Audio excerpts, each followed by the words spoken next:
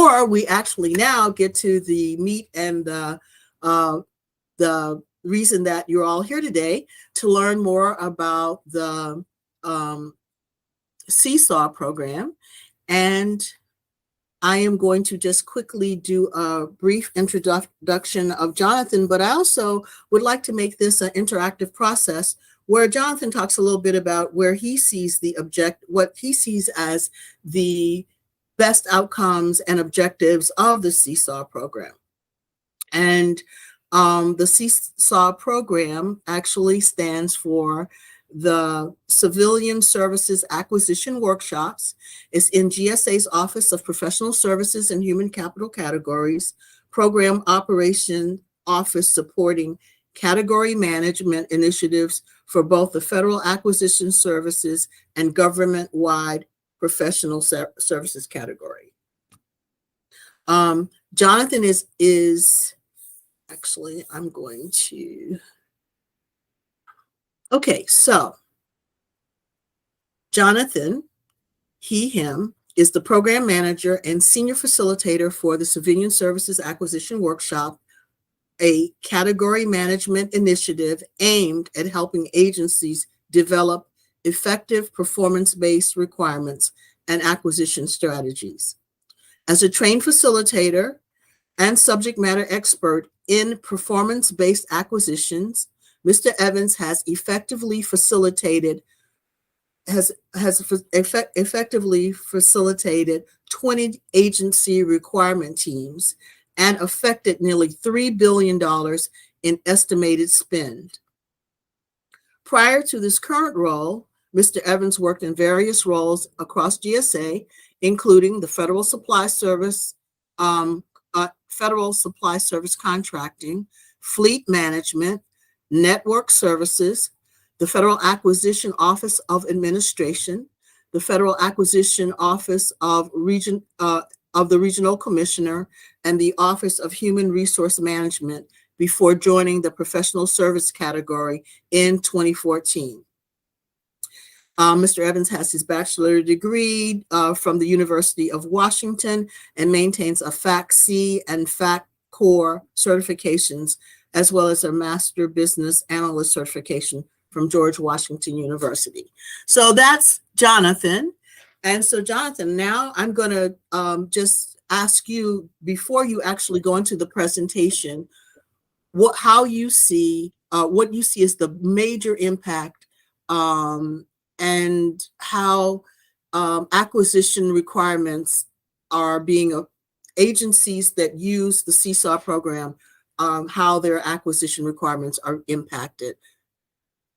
Okay. Well, thank you for that introduction, Arlinda.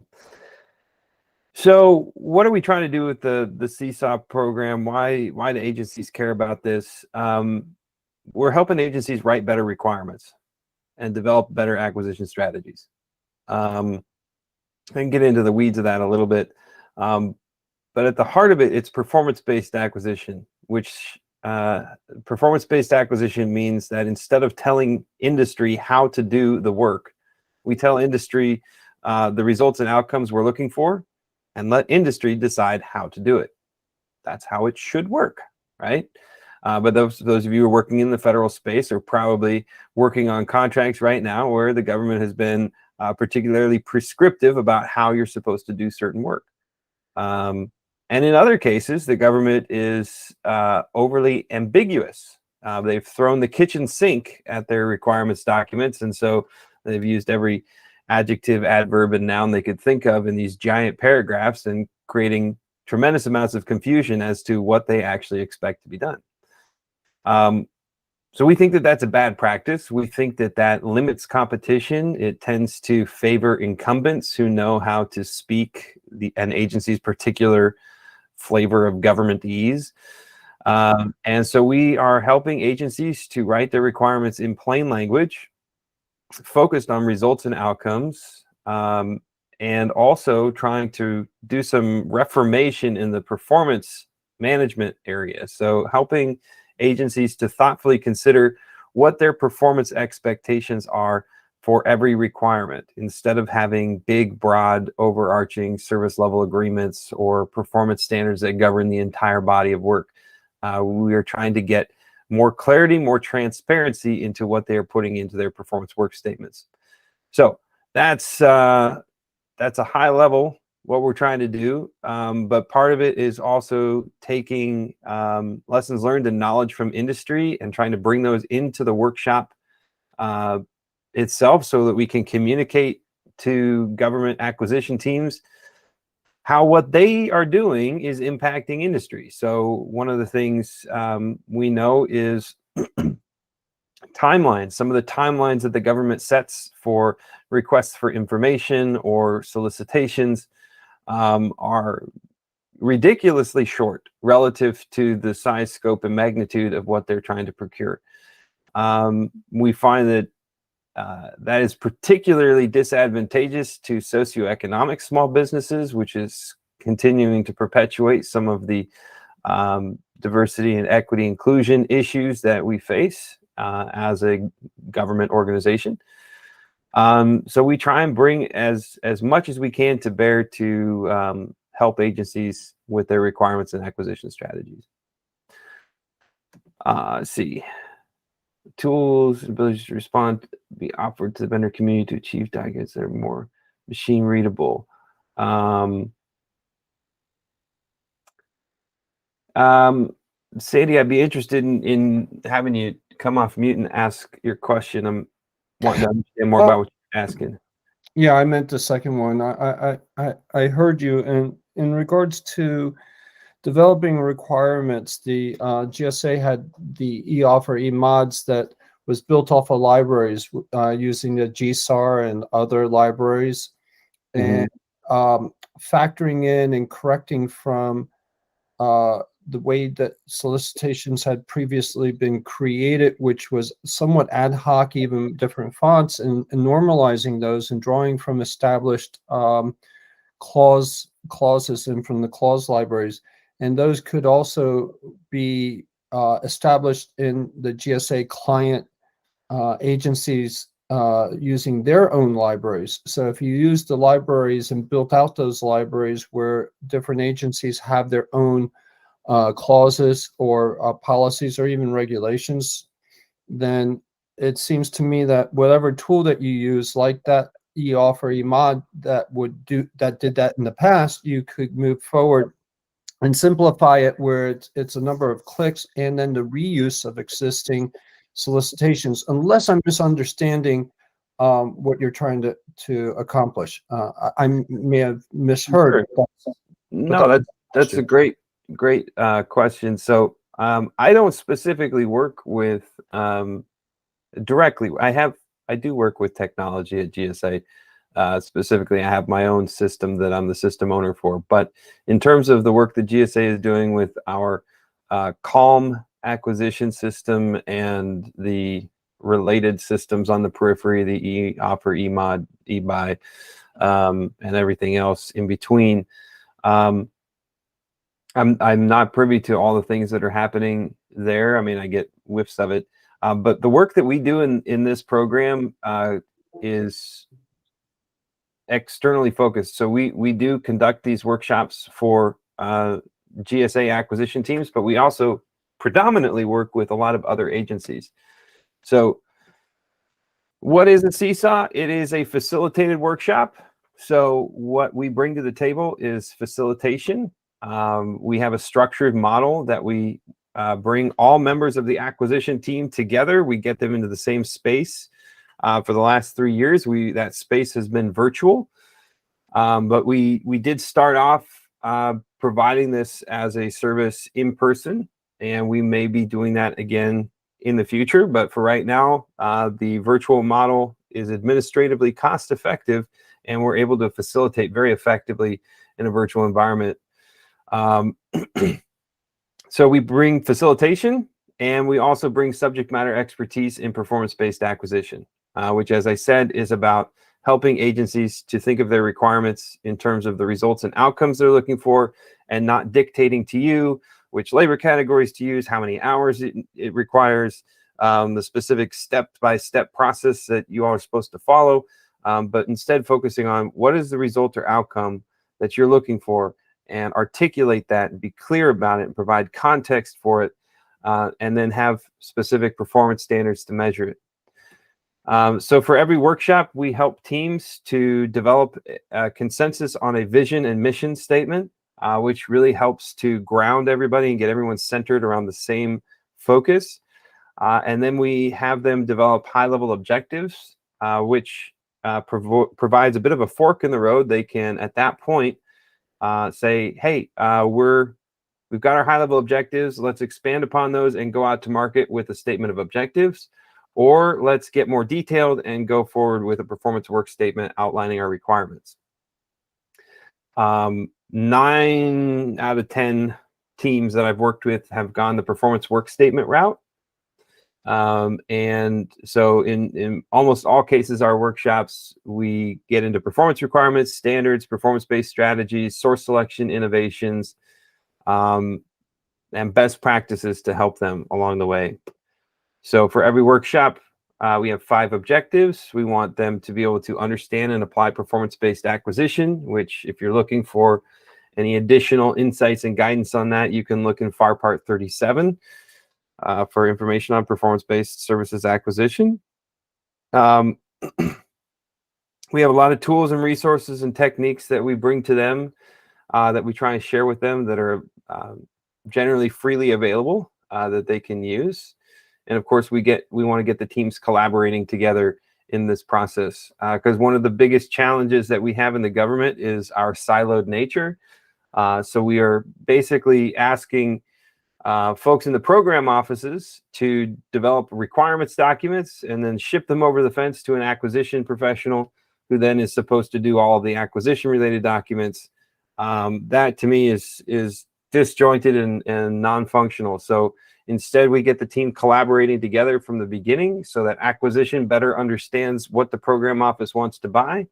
And the program office benefits from getting advice on compliance and regulations throughout the requirements development process. So it's a much smoother collaborative relationship throughout the pre-award process.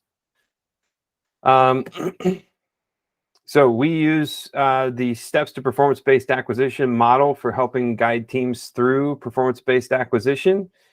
Our workshops are typically a 5-day workshop, and we try and get teams early on in the process, 18 months to 2 years out from when they would like to make an award, so that we can provide ample time post-workshop for them to continue working together as a team towards accomplishing these milestones along this step process.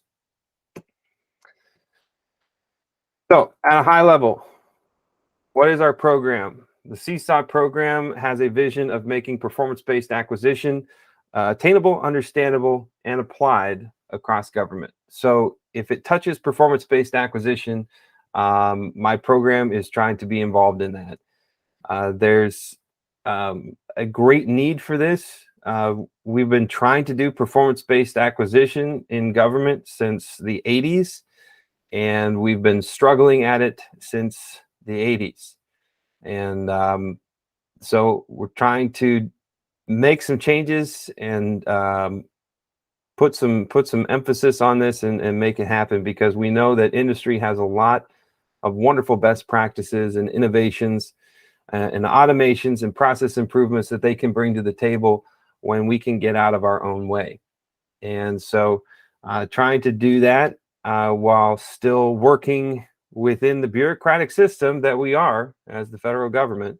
We've got a bajillion different policy, compliance, regulatory documents that we have to adhere to, but I am working on trying to spread the message to acquisition teams across government and senior procurement executives and heads of contracting that, you know, performance-based acquisition is a maturity model.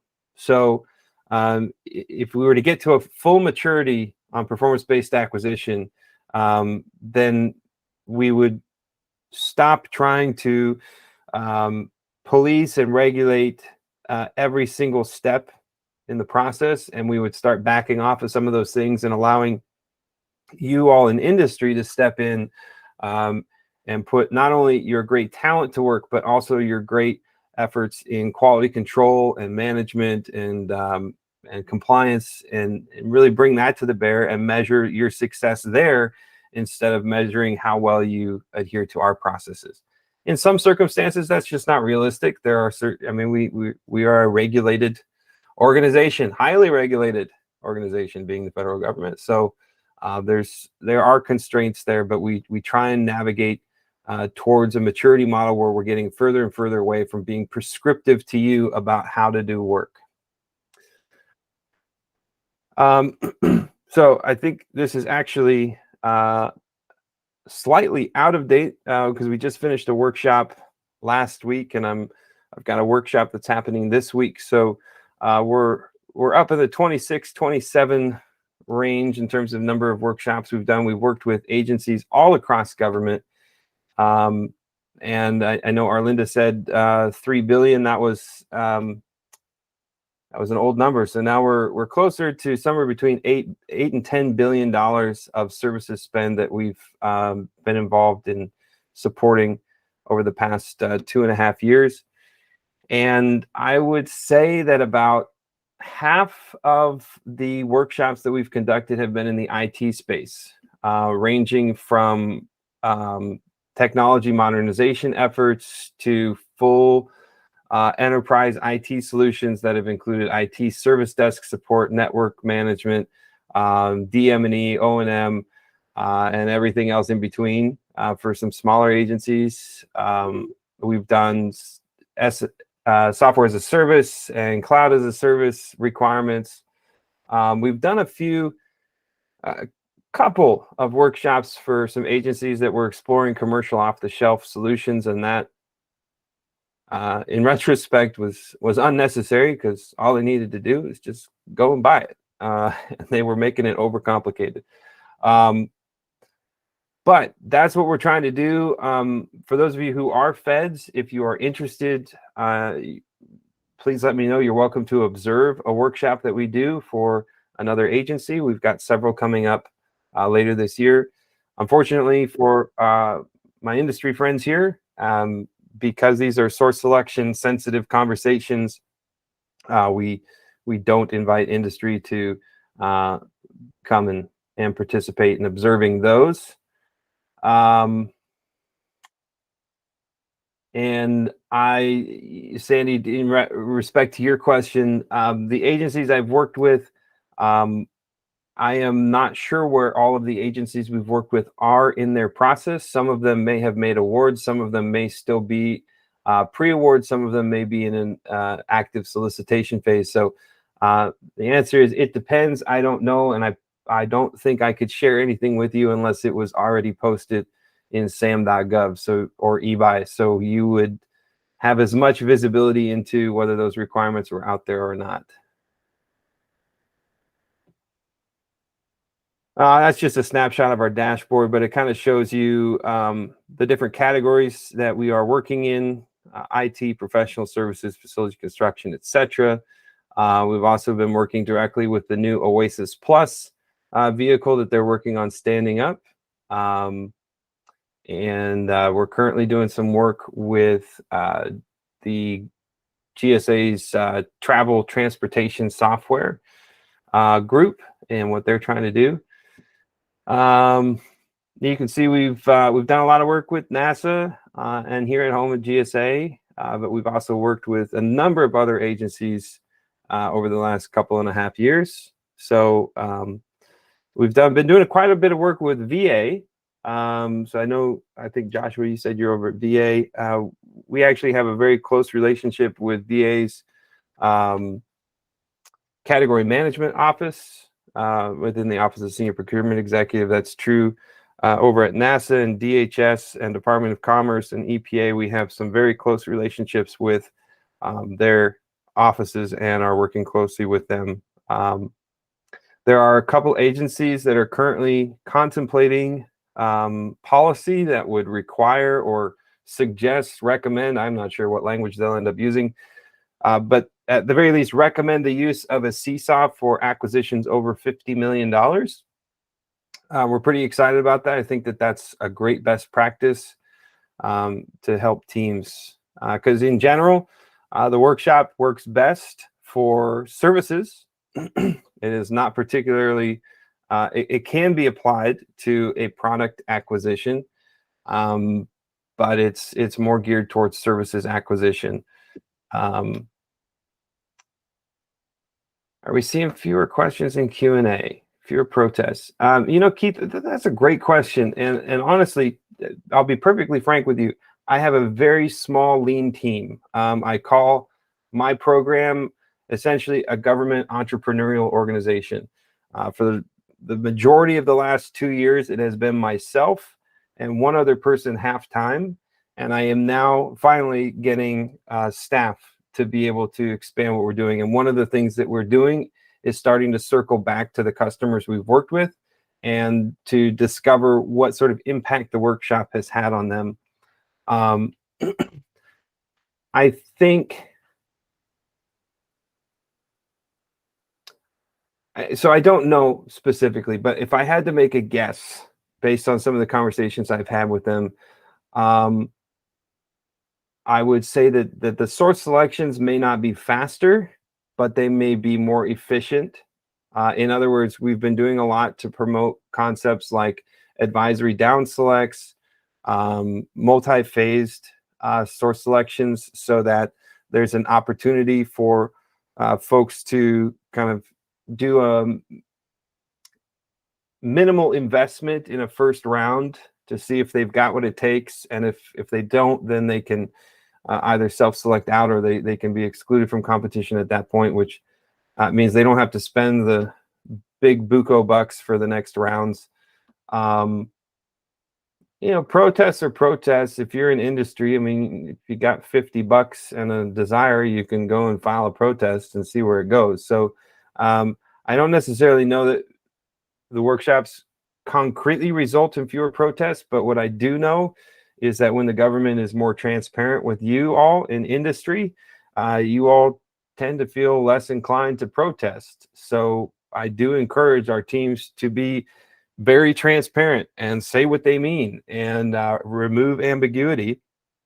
And that includes all the way into the post-award when they're doing debriefings, is to just be very upfront with you. If you are not the selected offer, then they let you know why, with a clear rationale for that. So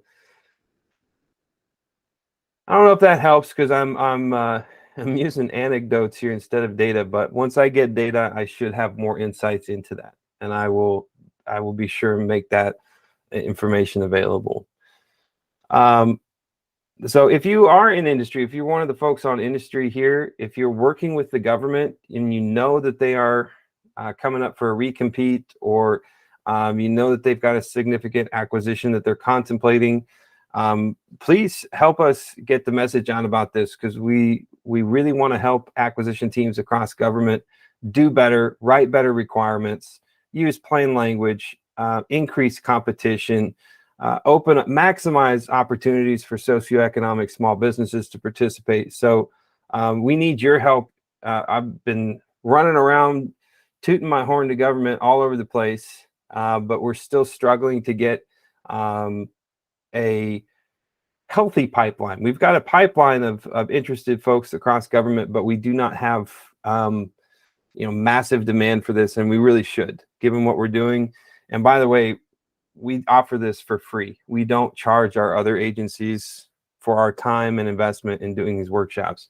Yeah, if I took this and went private sector, I think I could make a lot of money. But luckily for the government and the taxpayer, I'm a really dedicated public servant, at least for now. So yeah, we offer this as a free service to agencies. We do put some stipulations on it that they really must commit, and they really need to commit the full team to make this happen. They've got to have program project side, they've got to have acquisition, the core, because holy smokes, are we doing a poor job by our cores across government. We have everybody develop this giant acquisition in a vacuum, and then we designate the core at the last minute and dump it on their lap and say, hey, read this, and then manage this contract. And I'm done with that. We need to have those folks who are going to be managing these contracts post-award. They need to be involved in the pre-award process. So we're really emphasizing that, as well as we need to have the technical folks that can speak to the boots on the ground requirements that they need.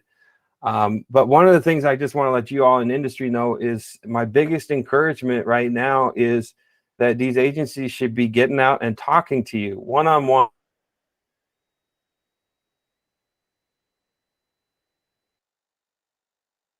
Prohibiting them from picking up the phone and saying, hey, what's happening? Tell me about this. Do you have any thoughts, ideas, perspectives? So we really are trying to encourage that. I hope we're starting to change some cultural stuff. Let me take a quick look here at the chat. QSMO. Sandy, what is the QSMO community? That's managed by GSA, OGP, and OMB. It's the Quality Service Management Offices, so that they would be constantly and should be always looking to, I would hope, improve what's in their stack that they offer the services through. And more specifically in the grants management, though I don't know the details on this, I'm really vague on it. I just heard from a former HHS CFO that there was a tool that was being used in the grants management area that should be up for recompete soon. So I would suggest maybe discovery and finding out if that QSMO, that office, would need or want your services, or just go through the focal point of OGP saying, look, we have these services, why don't you offer them to the established QSMO community? Over. Yeah, thanks. So yeah, we are definitely connected with OGP and OCP. So Office of Government-Wide Policy, and then the FAS, Office of Policy and Compliance. They're very well aware of my program and what we're doing. And given some recent events, they're also really trying to get this workshop model embedded at GSA and make it more of a part of what we do. But in terms of helping out our customer agencies, if you have a point of contact at HHS, I'd be happy to reach out to them and see what they've got going on.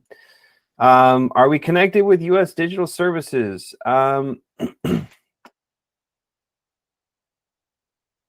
Sort of, kind of, not really.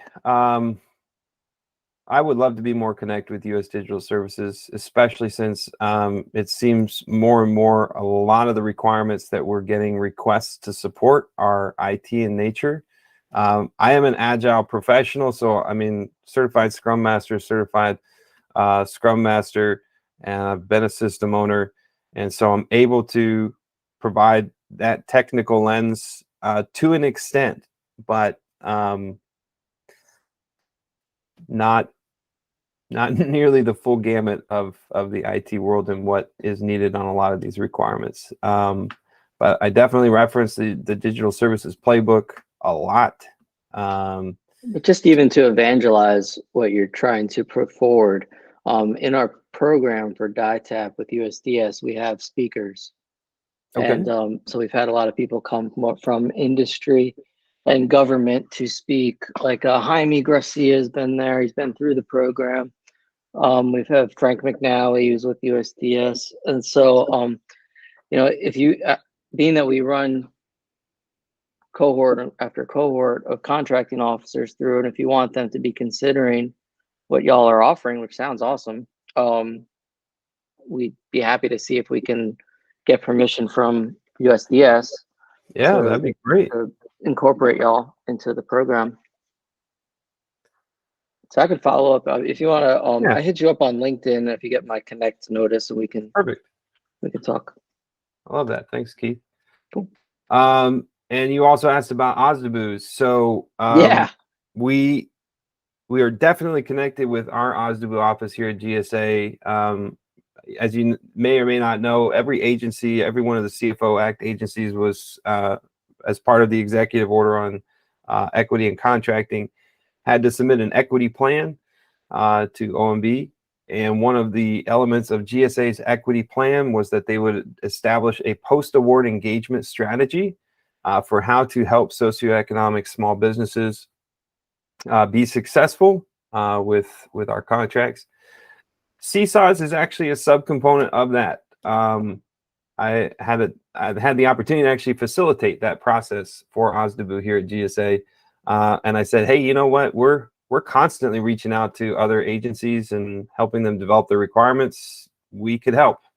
So let us evangelize a lot of the industry pain points and put them out there and help try and change what our customers are doing with their requirements to maximize competition. So we're definitely part of that. I also last fall met with SBA and did a training for a subset of their group.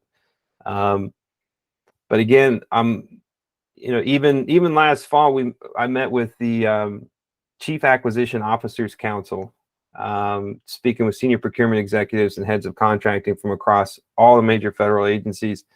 And I'm not quite sure. I'm in government. I'm not a marketing professional. I don't know why free doesn't mean more in government, but I keep trying to tell folks it's the biggest bang for your buck you can get.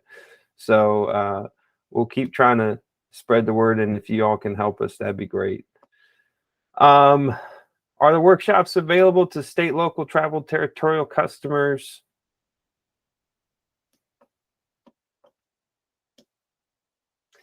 I'm not going to say no, but I'm also not going to say yes. I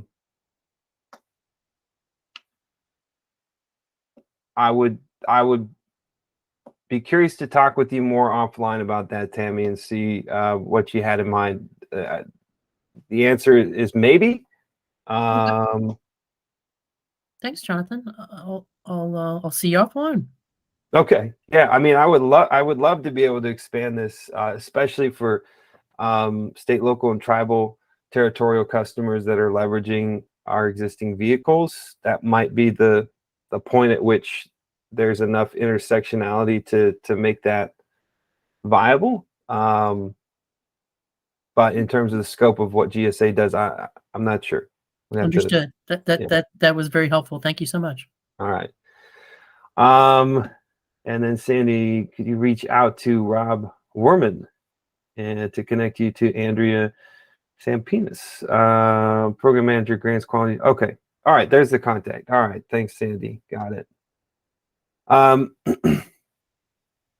So I'll just kind of wrap up. I'm pretty sure I'm out of time. Arlinda, if you want to, hook me off the stage, you're welcome to do that. Otherwise, I'll take a couple more minutes. No, please continue. We have time. Okay. So we are actually shifting our posture as an organization. I'm hoping, really, truly hoping to move into a period of substantial growth in terms of the resources that we have and the reach that we are able to do with our program. But you all are working with government. You know how fast things move. So it could be a while. But right now we offer several different service offerings, a 5-day workshop, which is our flagship. We also do kind of customized 4 or 3-day workshops. Most teams really benefit, see the maximum benefit with a 5-day workshop. But what I am trying to do right now is take a more open-ended, customizable approach. Every workshop we do is customized and custom tailored to the specific agency and acquisition team we're working for. So I'm just kind of expanding upon that and really trying to meet agencies where they're at. But at the end of the day, I still feel like I have a mission to ensure that the workshop is sufficient in nature for them to apply all of the concepts that we have to write better requirements and get to a better performance-based approach. We're getting ready to start a webinar series, and we also can do PWS QASP reviews for agencies that are interested. As I mentioned before, we're working with DHS, EPA, NASA. I'm missing somebody. EPA, VA, USDA, and NASA. And I still think that there's one more out there. Anyway, we're working with several agencies hoping to stand up internal facilitation teams within those agencies that would also be providing the CSAW kind of more a local agency level, but reporting out on their activities through us to OMB. This initiative is something that is still very front of mind for OMB and the Office of Federal Procurement Policy. And we are looking for every and all opportunity to find intersectionality with what you all are doing in ACT-IAC. In fact, the steps to performance-based acquisition application, which has all 8 steps of the performance-based process, that application was recognized as an ACT-IAC game changer back in 2019. So very proud of that and had a great time at that ACT-IAC conference. Any other questions?